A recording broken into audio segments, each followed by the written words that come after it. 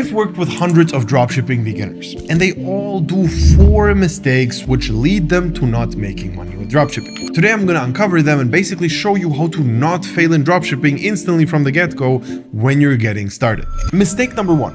You're thinking of problems which you don't have. One of the biggest issues is that you're gonna start thinking about all those problems in dropshipping. Long shipping times, you have to build a company, you have to manage a team at some point, you have to scale, you have to brand, you have to do all of those things and optimize every little small detail. When in reality, you didn't even do your first sale. You need to only focus on things step by step. If you right now never made a single sale, don't worry about anything except for making the first sale. That's it. If you made the first sales, the only thing you need to worry about is how do I get profitable and how do I get consistently profitable. All the rest is for later. It's a very, very big mistake to start thinking ahead and pretending that you're so smart that you're gonna plan every single option which could go wrong, because it's gonna stifle you. You're gonna stop doing the things which matter, and also you're gonna stop dropshipping as a whole, probably because you will see so many problems with it that you're not gonna start at all. Number 2 is beginners get emotionally attached to their products. You find a product and you love it so much that you put in a crazy amount of work in the store, in the ads, in the logo. You make everything perfect and then you launch it and it doesn't work.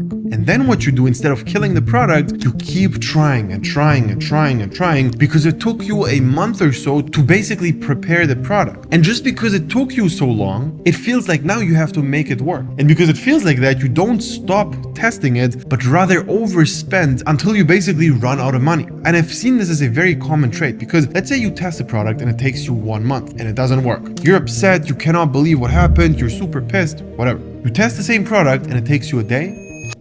Nothing changed. It's like, cool, let's move on to the next thing. It's the same exact scenario. In both cases, you tested a product and it didn't work. But your reaction is going to be very different if you've put in a month of your time into it. Same thing goes for if you've bought stock. If you overpaid into the product, if you already have stock, now you need to make it work. Now you actually are super attached to it and basically will need to keep spending until it works, or again, you run out of budget. Number 3 is you do not stick to one thing in general. You test business after business after business after business, and one thing doesn't work and you instantly move on. And this is just the first step, because when you are inside of a business, let's say dropshipping, you test a strategy, it doesn't work, you move on. You test the next one, it doesn't work, you move on and move on and move on. And you basically do not test anything properly because you do so many different things that you don't do one thing the right way. So how can you prevent this? With a good setup, you need to first think ahead. What is the business model I want to start and stick to? Is it dropshipping or is it something else? By the way, it's totally fine if you do another business. Dropshipping is obviously not the only way how you can make money online. However, if you commit to dropshipping, do dropshipping only until it works. If you start some kind of social media agency,